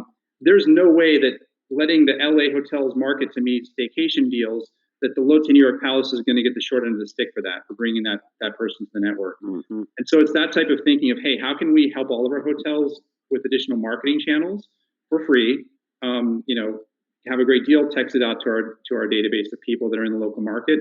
That's one example of the network. We have all these members that have opted into marketing for our hotels. We have great hotels. How do we get the message out in a way that's a fair playing field? Great. Going back to a conversation with Ed that we had earlier when it came to some of the hotels as to this preparation and planning of things that they're not doing. We were talking about the fact that your dialogue right now, to emphasize what you just said, James, is critical. I mean, we're talking to a group of hotel people that, they were literally waiting for the signs. There's tools out there that you can watch and monitor engagements and curiosities and trends. I mean, something as simple as Google Trends is historical, but you can actually set up monitoring to see as people begin to engage in dialogue and begin to search for and search queries and so forth. You can model yourself up, because I was referring to it monitoring, because that's a blind spot for a lot of people right now. You're right. We're not sitting at our desks. We're not looking, and star reports are useless. They're all about historical non-usabilities. So there's no forward-looking aspect to what those traditional pieces of data are showing for. So you have to literally create your own modeling for monitoring. And right now, everybody's being thrown out the door. Most places are throwing them out the door, and they're not leaving themselves the very resource that they need to know when is that light at the end of the tunnel, or where is that point where we need to start considering ourselves that we have to prep for. So, yeah. Dean, looks like you have something to say. Let me have a look. Can I give a tip that I think everyone should take advantage of? And haven't seen any hotels, even my clients, are taking advantage of it. And this is kind of segueing into the top story a little bit, but we don't need to talk about that. We collected a consumer database over the last 10 years, and we survey different things to every now and again. We'll do consumer sentiment studies. Typically, when we do that, the database hasn't really grown a ton, but when we do that, we usually incentivize and say you provide answers to a survey, you're entered for a chance to win a gift card or something like that. We usually incentivize it. We sent out a survey last week, Thursday of last week, with no incentive, and just said, we want to know your feelings about COVID-19 and the current situation. typically when we've done the survey to this database in the past, we maybe get 2,000 responses, maybe, if we're lucky. We got over 10,000 responses within 24 hours to this survey because people are willing to share how they're feeling right now. They have more time to fill out these surveys and they're passionate about it. So it really was an eye-opener to me, and I'm talking to a lot of clients about go survey your guest database right now. You can do it for free.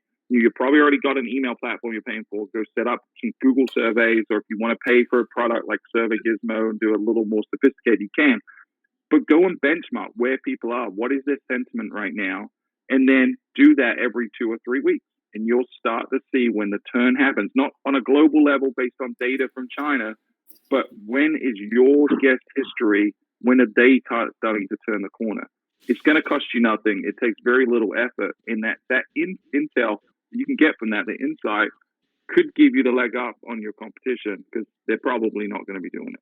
It's great advice. And, you know, if I can ask, since we're coming up on the top of the hour, you know, we're going for almost 90 minutes. I would love to ask if we can actually make this week's top story next week's top story too, because I think that survey and some of the results there is no inventory carryover, Tim. That is a rule. It's like selling hotel rooms. What you're telling That's me. right. Tomorrow. Yeah, I think Stuart was going to do an update on it again anyway. You're going to re-roll that. Yeah, we're gonna push that survey out every 2 weeks. So the next one will go out next Thursday. So we may could move that to Wednesday and have data ready for the show. A preview of the data for the show. James being our guest. Go ahead, James. Sorry. I was sorry, James. You go, and then I will. No. I was going to say. Go ahead, Valen. Please go ahead. Yeah, I was just saying that was a great idea for Stuart. That's all. I mean, that 2 week survey, I love it. So Stuart, I read all the way through, and you said that you didn't collect demographic information from the respondents, but like, do you have a feel for like age generally? Yeah. So that we've had a lot of feedback about that. So we're going to add demographic questions to the next one, so we'll get a feel. At the end. Yeah.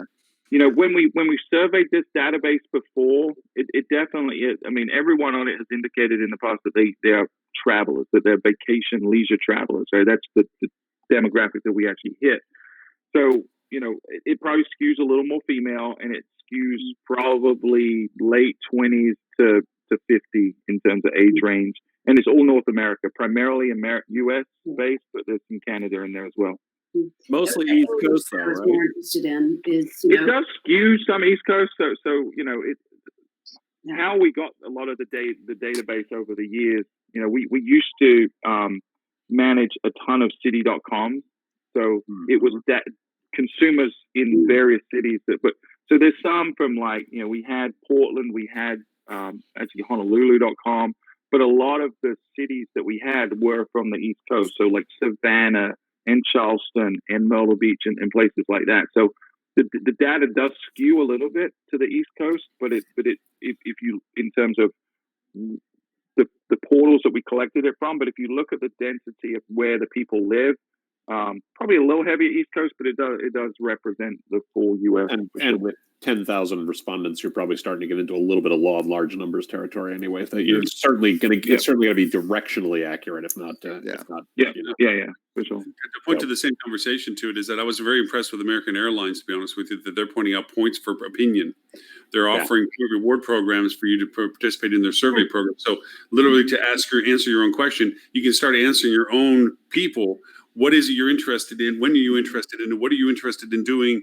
You know, just keep the dialogue going, and then rewarding them with funny money, so to speak. You know, where you can give future reward value. Just saying, next time you're back, I'm buying you $50 worth, whatever you want. You know, when you're coming to the hotel or whatever. And with that, and again, reiterating, Google Surveys is a completely underutilized tool. It is a very powerful, very cheap tool. I mean, I did a massive, not for this reason. I did one a while back, $75, and I had over tens of thousands of people. I was just literally asking about travel patterns that people were trying to do about going to Miami. And it was just one of those things that you could build a really cool survey to and stuff. But out of deference to James, I mean, James, is there anything we missed about what you wanted to talk about before we even touch on any of the articles that Robert threw in there? Because there is this mediocre top story. I don't even know why I got picked as a top story. I don't mean the credibility is questionable. But Well, no. the Rock Cheetah Hospitality Update available at bit.ly/Rock Cheetah for seamless self-promotion. See, James, we told you there's no worry about the promotional aspect. We started this pay for placement type thing, which was really worked out great the first week. So yeah. That's funny. So, And James, it only costs us a beer next time I see Rob. conversation. That's right. I want to slide into the top story so we can talk a little bit more about the numbers that Stuart was so generous in sharing. Yeah, I thank you very much. I've really enjoyed the conversation, the opportunity. So please move on. Okay. And by the way, I'm coming up on the top of the hour. I must depart. It is always a pleasure to see you all. But unfortunately, well, I shouldn't say unfortunately. Fortunately, I have a client I got to talk to at 1:00. So, well, Tim, before you go, where they can find you so that we unabashed. I can be found at rockcheetah.com. No, you can find me at timpeter.com. The Twitter handle is @tcpeter. Looking forward to the continuing discussion. And I'm dying to have some conversation with Stuart about the numbers, but that'll have to wait for another show or another pass. James, lovely to meet you. Thanks so much for some great information and great insights. Hope you all have a wonderful weekend. Stay safe, stay well, and thank you, Tim. You stay safe. Say hi to the family. All right, take care now. Bye-bye. Bye. I know. So, Mr. Stewart, since it's your headline show there, tell us some things that you thought about it. Well, so for those of you that are watching and haven't seen it, we fielded a study to a little over 10,000 North American travelers responded and asked them a bunch of questions. I think some of the jarring results were, the first question on the article is, what's the one word you associate with travel right now? And we did a word cloud based on the density of responses. And I think there was one positive word on there, which was hopeful, but everything else was negative. It was scary, scared, fearful, not happening, stay at home. Like, it was just you could tell people do not want to think about travel right now. So that kind of sets the tone.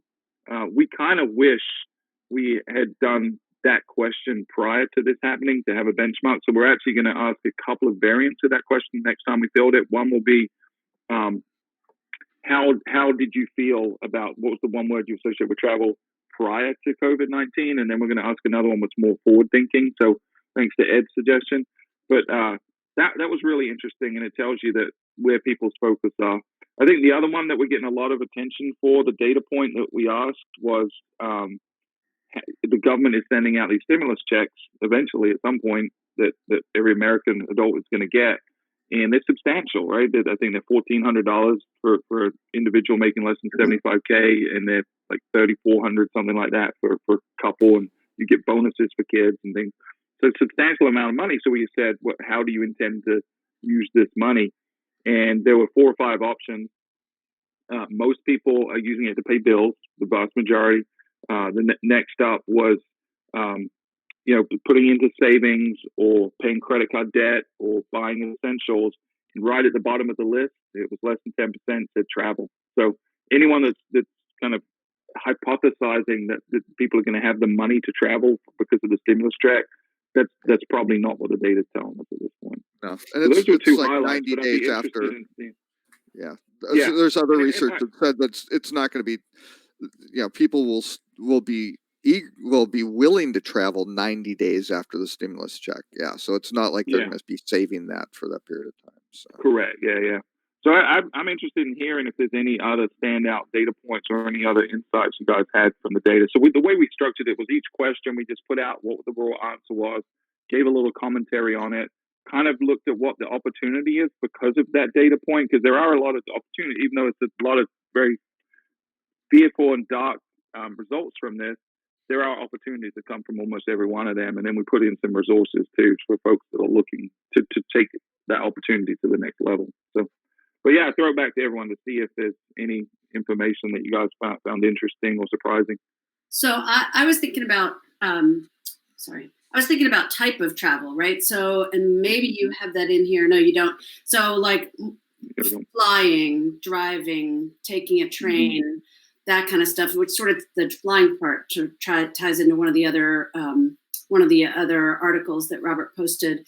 But what does travel mean, right? When somebody says I'm thinking about travel, what does that encompass? And I would be fascinated by how people are thinking about travel now. I would also add the length of time they want to stay away. I think there's a penned up from the perspective of getting out, that if they're going to make this trip, that they're going to make it stay in one location for a length of time. Because I think, me personally, I think controlling a singular environment for a while, if I go to a hotel and stay for a number of days, I'll feel a lot more comfortable rather than hopping between locations and going through a variety of places where I might want to go to a place and stay for a length of time and enjoy being there. So more destination based might be a length of stay of what if they do get to travel, perhaps.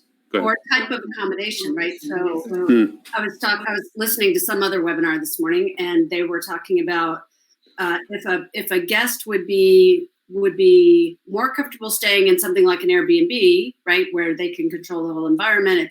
Let's just say it's a standalone apartment or a house. And this goes back to the cleanliness and sort of controlling your environment versus staying in a hotel where, there's been people in that room before you, but if it's a hotel that says maybe they do what Lily suggests, which is they put out a video about how they clean the rooms, and you don't know that about, let's just say, an Airbnb because right. They don't have any visibility into how that host cleans that space. So also those types of accommodations, like would I be more willing to stay in a hotel versus a standalone apartment or something like that? We were recently talking with our Google rep about that same thing, and Google is saying that they think vacation rentals will come back before hotel rooms do, or at a faster pace than they do. Yeah. But I would put one more thing into that equation, and that would be, and I've got a son who's a Boy Scout, so this would be very telling, but what about your RV resort communities?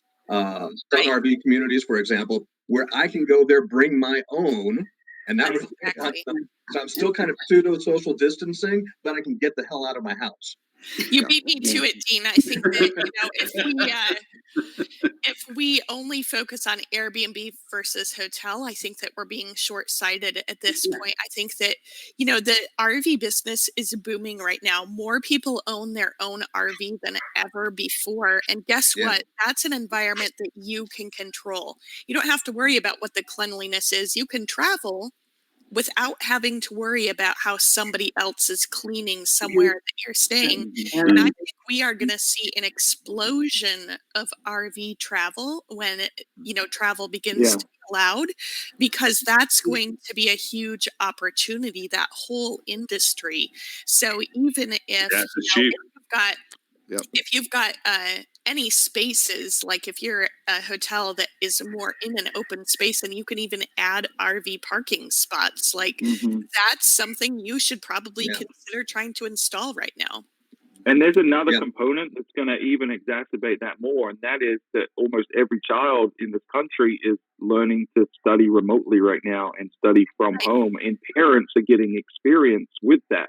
So that's always been kind of one of the, especially the folks that want to take longer trips and go travel around the country and for 6 months, things like that, which was becoming more of a trend. But there was always that apprehension about pulling kids out of school and how they're going to educate. Everyone just got a crash course on that. So I think that's going to accelerate people's demand for it. On a side note, I did say that I think that after this is all over, teachers could demand that their salary is double. Yeah, I was going to say, I think teachers' pay is going to go up. Does anybody remember that game show, Are You Smarter Than a Fifth Grader? They really need to get that back right now. Because there's a whole bunch of parents that are suddenly realizing that I'm not. Just from another, just not necessarily a hospitality perspective of it, we don't even know the ramifications of all of what this is going to do to our society. We now realize that we don't need to keep building more and more offices. We don't need to keep building bigger and bigger schools. We can in ways, especially if this is a worry about how close in proximity lingers longer, that people realize that maybe we need to have half the people go to the building one day and the other half go the next or whatever, or that there is no need for some people, like you just pointed out, that school can go on the road, work can go on the road, or that there's no need to go over and have this density thing of as much anymore, that we can be still separate and yet still go over and have a more normalized life, but we don't have to be as dense about it anymore. Well, I mean listen, the school thing, don't forget, a lot of the school thing is the childcare aspect of it. Where both parents work, having their kids be able to be somewhere doing something constructive where they're being watched by semi-vetted adults. That need isn't going to go away, and so I mean I don't think we're going to see a huge amount of change as that goes, because quite honestly, in most parents' case, having to educate their kids while also being employed has created some substantial challenges. True, I'm not disagreeing with that. But, plus the social aspect of. But we're a benchmark society. Well, at least I would say domestically for the United States, we're a benchmark society. The benchmark has been changed. So no longer can the school say, I'm sorry, you can't take little Timmy out of school for 3 months while you go hiatus around on an RV just because you working economically can do that. Now they're going to say, wait a minute, remember back when this happened? Yes, I can, because you have now remote broadcasting from the class. Little Timmy can go over and watch the class. But they don't. I mean, I think you're... That's really different programming. Yeah, and also understand the amount of stress this is put on the educators to adjust to being able to deliver education this way. First of all, it's not being done to where it's permanent. They didn't set this up in the classrooms. These educators are doing these things from home. Right. So, I mean, well, I think you may see some slight adjustments in education from this, some improvements from it. I don't think this is going to create the shift. The paradigm shift, thank you would say, Lauren, that you're saying, right. and it's there is two ways now, of saying that being said, I do think your comment about work is accurate. I think there are a lot of companies that could have been remote workforce, but because of management's lack of confidence that they could handle that well, has held a lot of positions that should have always been remote. It'll allow some of that to happen, and I think that will be some level of change. But I mean, let me ask a question then. Do you think this helped WeWork or killed WeWork? Oh, well, WeWork was nothing was going to help before that. Yeah. And SoftBank just pulled their funding. The concept. SoftBank just pulled their funding. They're getting sued by WeWork. So. The WeWork's saying rather than having to constantly build brick and mortar, cubicles, walls, rooms, so forth, let's just have people work from home, and then when they're going stir crazy at home, they get rented space and go someplace to work. The concept of not having to create, Acme building 55 floors of same people. Again, I think you're going to see movement. Doing this. Yeah, I see a lot of hotels doing this right now successfully, actually, where they're offering a discounted day use rate to just get the heck out of Dodge. And Red Roof. Where Red Roof is doing the under our roof. Red Roof is doing it. Hacienda del Sol, one of our clients in Tucson, is doing it. There's a lot of different hotels that are doing it very successfully because I think there was a Best Western in Utah that I saw doing it, because people just need somewhere to focus, and their homes are not necessarily set up for work from home. So I think that we will see more work from home. I mean, even Gary Vaynerchuk posted something about a week ago where he said, I always said I would never allow my people to work from home, but now that we have to, it turns out I kind of like doing it, and I found out I'm more productive and not less. So I think the WeWork thing, though, is, as someone who's been working from home for 10 years now, I mean, I joined a small office co-share space in a town a couple of miles away, just for the social aspect of it. What hotels are offering right now is it's in a room, right? So there is no social aspect. Maybe you're going to get away from, the kids and everything. Right. For me, I used to co-work just because I want to be around people and I need to get out of my house, especially on Monday. So I think what might be interesting for hotels coming back is less about renting the rooms out, but more about renting out hot desks in the lobby. Like if you think about some of these Radisson Reds or a Loft, these types of, they're sort of up there, they're mid-scale, but with a lot of focus on public space. Mm-hmm. I could see them adding hot desks into their revenue mix, where instead of taking a room out of inventory, you just get a desk. You get a desk in the lobby with Wi-Fi and power. And it would add to the vibe of those types of brands that are trying to build a social situation in their lobbies. Sure. But still, with COVID, social situations in lobbies, I don't know. You keep people 6 feet away, but then it's all, Yeah, it might just be the density thing again, but small little meeting rooms where you can share together, where you can be in the same room without it being crowded, I guess, and then facilities for food and beverage be brought in, some mild catering, some breakouts. Right. There'll be probably a slow growth, and from you look at it that Microsoft went over and shut down. They're having no conference through 2021. No gathering, and everything. Everything's going to be for them online now, and that's kind of worrisome because conference is probably one of the last things that come back from any of this. And in what form will it come back? Even in that sense, will they be as big or as dense as they were before, even, or will they be more intimate and always simulcasted or what have you? I mean, that's changed an awful lot too. These big conference centers and stuff. Conventions. Well, trade all shows. the big trade, all the giant trade shows. I'm going back to WeWork though. I mean, WeWork had the worst business model for this though, because they were taking these long-term real estate leases and then basically kind of subbing it out and building up a bunch of capital in it too, right? So this is the absolute worst for that. But yeah, I think commercial mortgage-backed securities just going to be really, really roughly hit, where people start going, wait, we're short of cash. What do we do? Let's not pay for that big fancy office, right? Let's keep them distributed till we can build it back up. Yeah, I had a question about, because you're bringing up conferences and trade shows, and this is something we're kind of pondering right now internally, so I'd be interested in everyone's opinion. But, high tech obviously is probably considered by most the biggest trade show in the hospitality industry, at least technology trade show in the industry. And they obviously moved from June to October, staying in San Antonio this year.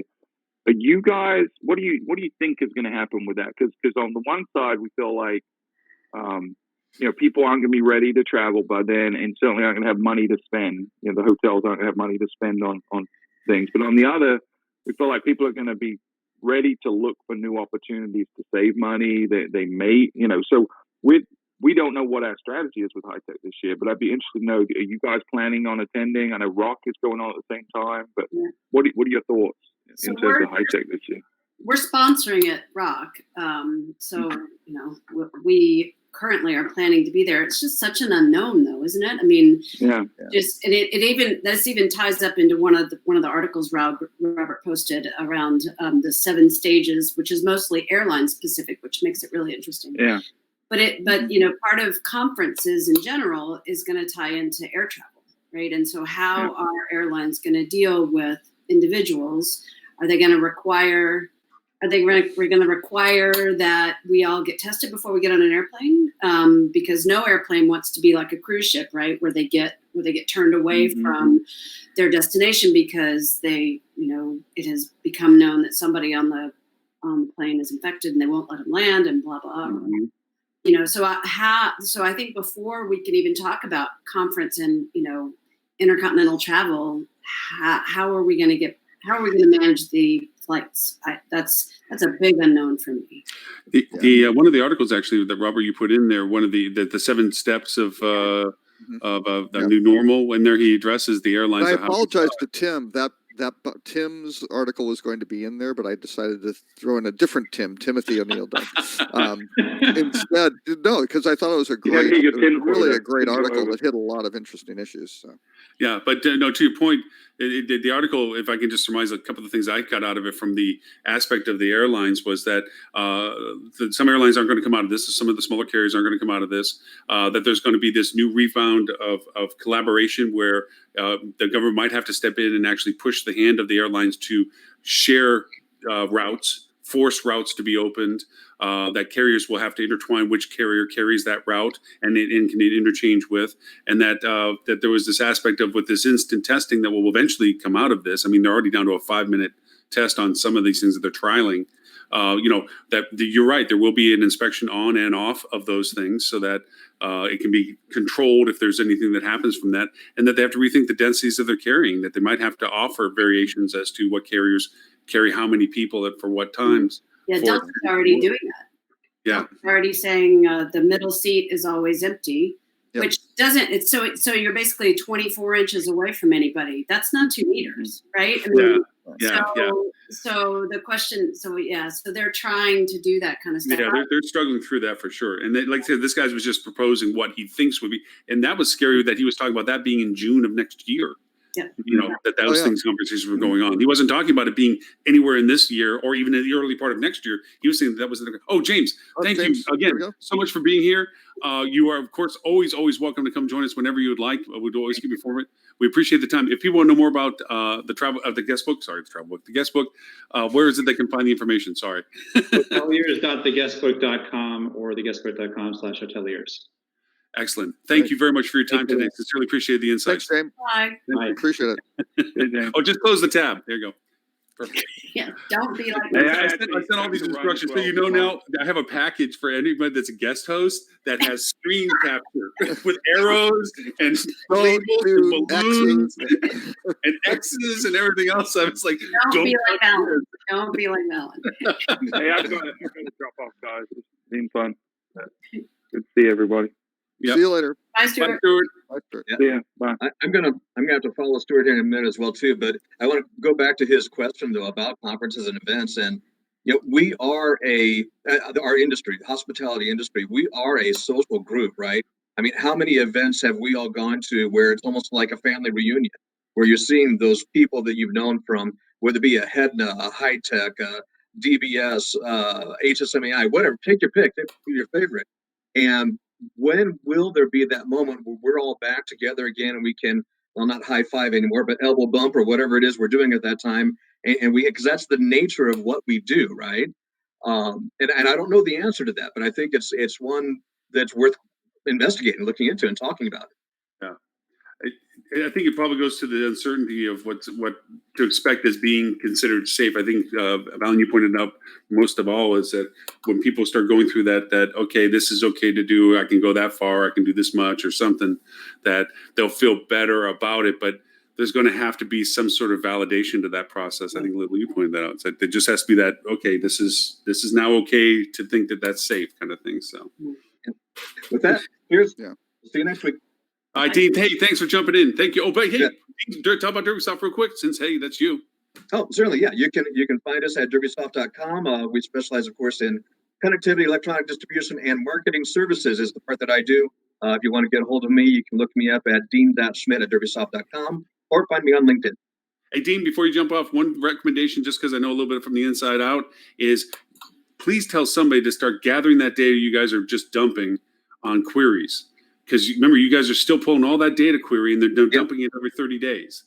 And that would we did put one out actually about the Chinese market not too long ago.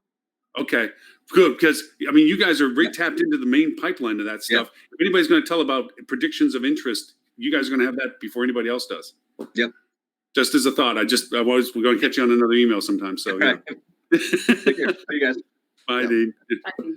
Yeah, that on message types for basically new reservations versus modifications and cancels. That's the biggie, right? I can't believe they throw away their data, but they may have to, depending on their. Well, it's just too much data. I mean, honestly, when I was under contract with him, I was jumping up and down and stomping off. He's like, "You guys are dumping data." I mean, actually, it was every 2 weeks.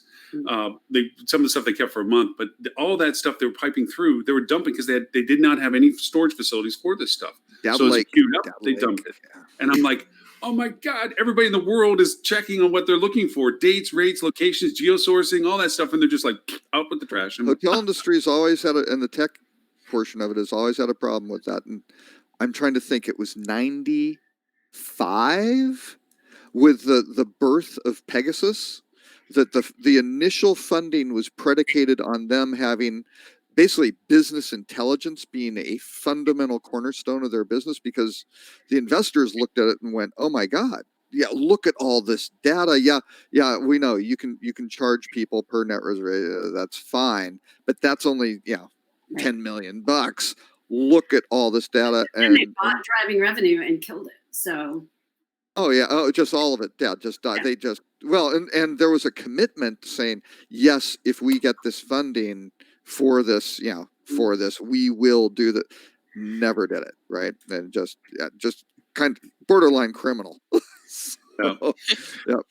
On any note, was there any particular article? Just, I mean, since we have a few minutes left to chit chat about, and since we're all still behind the others, was there any particular strong article that you didn't want to miss? Because you really did put some really cool articles together. The Airbnb I did something different this time because normally I'll look through Skift, I'll look through FocusWire, I'll look through Hotels News Now, and I'll kind of put those over first. I decided I'm not going to do any of those and see if they're interesting ones that came across without looking at those, and so I didn't really scan them, and yeah, there's a lot of stuff everywhere else. So I like the Airbnb one because to me, when okay, so the Airbnb article about what is in trouble. Is that validated? Did anybody actually validate if that's real? The 10%. I don't know. Oh, here, hold on. Oh no! Let's not do the ruh-roh. Hang on. Oh. Before there was another Airbnb one, which is their cash flow. And their cash flow. I'm sorry. That's the one I was really referring to. Was the cash flow? Oh yeah. They're going to run out 10% interest. Yeah, no, they're paying 10% interest. That's been validated. Yeah, this is a Wall Street Journal article. Oh yeah, no, it's Airbnb is in a state right now, which we'll see how they come out. Because I think, on Airbnb's side, I think Dean was right. Vacation rental, but more for purpose-built vacation rentals, right, where they're just second homes and they're rented out and they're operated more like a hotel. Right, versus the residential accommodation, the host managed stuff is going to be certainly the shared accommodation it was only 5% of their business anyway. That's gone. The residential stuff I think is just going to be obliterated, and now you're kind of for these quasi hotels, right? Which should be getting outlawed by most cities because of affordable housing. A lot of these folks who are maybe doing that to pay for these second places to make all the the housing market collapse and things like that is going to take a lot of those guys out.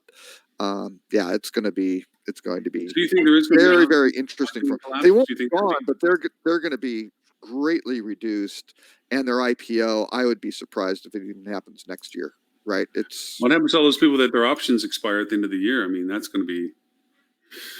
Oh no, they'll just get wiped out. Yeah, there's no. Yeah. Well, because their valuation was cut in half, right? And that valuation may 3 months from now. Right. Yeah, they're all under. When I worked for Budget Rent-A-Car, I got kind of not necessarily coerced, but they gave me a bunch of options, things like that, and the company's stock price was plummeting because the truck business, the car business was doing great, but yeah, I think I was there a year, and I think my options had gone from $16 to $2 or something like that, and you just looked at it, and they wound up buying them back from which I think is now illegal. Because there are certain financial regulations of doing it, but they were loaning money to the executive team so they could buy back shares to put on kind of the errors that the executive team was supporting the company, right? And just really bad situation. So yeah, they're all those guys who did. Greg Greeley, who left Amazon, who was kind of the father of Amazon Prime, who became the head of their homes group, I think is now going, damn. Probably shouldn't have made that move. So you think there's going to be a housing? There's going to be a housing drop. I mean, oh yeah, yeah. Well, only a third of renters paid their rent last month or paid their April rent, and this is only the first month in. Right? When you're looking at 17, 18 million people are unemployed. Right, that's within 3 weeks of this happening. The global financial crisis, which as people recall was pretty damn bad, that had 16 million people over, I think, 106 weeks or something like that. Right, this is different. This is really really different, and we're just starting into it.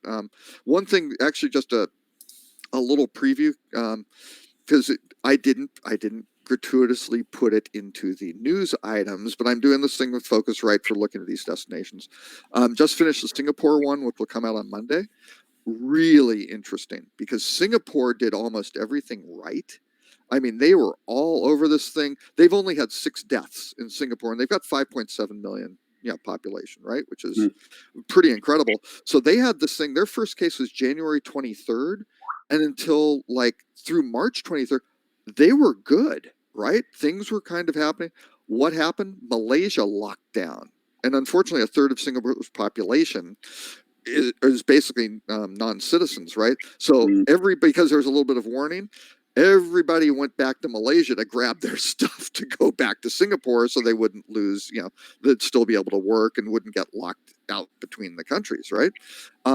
Well, that's a problem. Now, all of a sudden, they've had, I think yesterday they had 140 cases or something like that. They're on the way up. They've put in a circuit breaker, which the government went out, contracted 7,500 hotel rooms between various dates, but really between end of May and end of June, where anybody who comes back to the country, you are in. I mean, you're escorted from the airport, you're put into one of these places, and you're there for 2 weeks. And it's kind of like, they'll slide pizzas under the door for you, and that's about it. Wow. Or they'll leave some food outside your door. So it is locked. You can't go out in public with another person unless you reside with them. Any public not even any gatherings inside your residence. You can't even have other people over for dinner, right? And apparently and Singapore's, they used to be strict about chewing gum and they have a lot of surveillance. They're going to just be all over people. So they've done everything right. And you just look at it and go, oh my God. But their hotel industry is doing okay because the government bought the rooms, right? And so they have this people, and for workers who are, kind of in, sheltering in place and things like that. But it's going to be tricky. So what were they doing there? They were at that point, we're just going to kind of go, we're going to stay open. We're going to keep the borders open. We aren't going to do anything like that. We're doing all the right things. And it was like, damn it, that didn't work. So just my concern, I'm really happy that the cases in the US are now, progressive. We've now got a linear growth, right? It's kind of like the same number of cases sort of thing. So the line keeps going up, but at least it isn't exponential right now.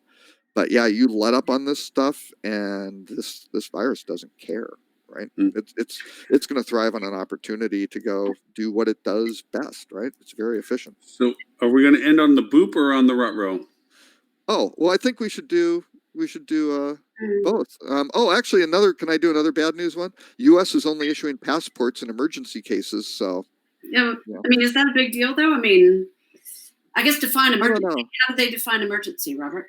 I don't know. I'm not sure. Basically, the U.S. isn't issuing passports, and I would tying into Timothy's, long haul travel is just going to right, because for those people that were in renewal cycle, that means the renewal cycle is going to get stretched. So even if they were going to get, like for us, I have a family that's in Europe, so we would love to be able to see them, or vice versa. We have no plans on doing that in the near future, and we're not in any passport situation. But if I was in a renewal cycle and then they had to add on to that timeline as to what that would influence as to whether I could travel, that's probably going to be the ripple effect from it, I imagine. But what would be emergency is. Yeah, another couple ones. Adara is no longer buying media for travel clients at all. So that's a pretty big change. And I thought the one that was the cybersecurity gaps just was crazy. There's an article in there talking about the numbers of websites that are getting added basically for phishing attacks. Now that you have all these folks who are working remotely, it's going to be very, very ugly. I mean, there are tens of thousands, if not hundreds of thousands, of new websites being built that look similar to names are similar to all these other names. So watch out for those. And then I think maybe the boop. I thought was very nice. The Omni Hotel here has all this kind of big light array type thing, and they've been sending out really like nice messages, like wash your hands and we're behind, just kind of uplifting, either tips or advice, which is great. I mean, good for Omni to do that for a good purpose instead of just saying, nobody's here, we're closed, dark. That's right. And it's really prominent. I mean, it's by the highways. At least in Dallas, highways still have a lot of cars on them. People aren't taking this quite as seriously as one might think, which is kind of crazy. I mean, we've been invited over for dinners to a guy who's a doctor. I mean, a pretty experienced doctor, and some other people, and it's like, no, not really gonna. Okay, so the Geico commercial where they go over and say, "Are you amazed that Sue just made a black hole in time transport?" And it's like, no, that Geico can give me discounts on my insurance. What you just said is it might be that you were pointing at that a doctor would invite you over for dinner. I'm surprised you have friends. No. Well, yeah, that's true. Well, they aren't friends with my wife. I would invite you over for dinner. My wife has friends, and then sometimes I just had to do that, I get Robert. to I'm go sorry. You along. probably have 1,000 more friends than I do. I just, Yeah. it just was funny you were saying that. I'm like, Yeah. I wouldn't know Robert for dinner. So do we think this rut row is real? Like, so that's been the thing. This, yeah. is it? I think it is. Because it's been around for a couple of weeks now. Yeah. I believe it was a pissed off Kiwi who did that. I mean, he's got the face he's just got the face for an actor. Oh, he looks evil. I mean, just he's Oh, yeah. mad. I should say not evil, but mad. Yeah. Yeah, no, and it wasn't like weirdly promoted or anything like that. So, maybe it's not legit, but the guy seemed to be just a really pissed off host. I don't know. Well, but Airbnb did do what they're saying they're doing. They had done it. I mean, if you watch the AirDNA platform, they added a couple of new features that were pretty cool, which is predictive. It's forecasting forward on stuff, and if you look at it, the line just goes like this. And in the markets that I've got subscriptions to, it's like literally nosedive. But there has been this whole, as you're watching, because they have the percentages of when it's strict versus not strict and so forth, and they just like lit up everything as being non-stricted, and it'd be like, wow, And yes, I know them from a couple of markets that I have to follow on. That there was a lot of blowback on the Airbnb communities that I follow on. What did you just do to me? You didn't take any hit. I lost every bit of the cancellation fee monies and so forth. Yeah. I can't book. I can't even keep the people that I have in it. They can't stay longer. You just shut everything off for me. What the heck was this? So yeah, there is a legitimacy to the situation. Airbnb was taking the hit. They weren't keeping their fee portion, right? So they're saying they're giving that. Yes, but again, that's a relatively small. That's 15% of the total. Yeah, of the total take, right?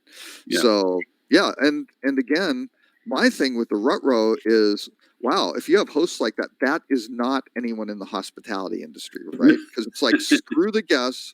Where's my money? You did where, in fairness to Airbnb, they did exactly what Expedia did, and there were a bunch of hoteliers pissed off about that, going, no, we're doing this for the guests. They don't have money. Let's just try not to screw people over, in this situation and go. So yeah, and again, I don't know, maybe it's a similar situation where you had really crappy travel agents who just took order and didn't really help people.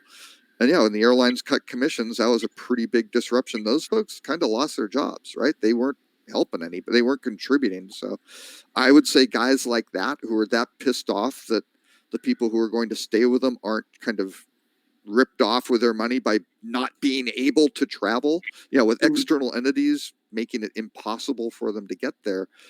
Why should he get their money? Sort of thing. He certainly feels entitled, right? Yeah. And I actually canceled an Airbnb because the reason I was going to travel was canceled, right? Because of the coronavirus.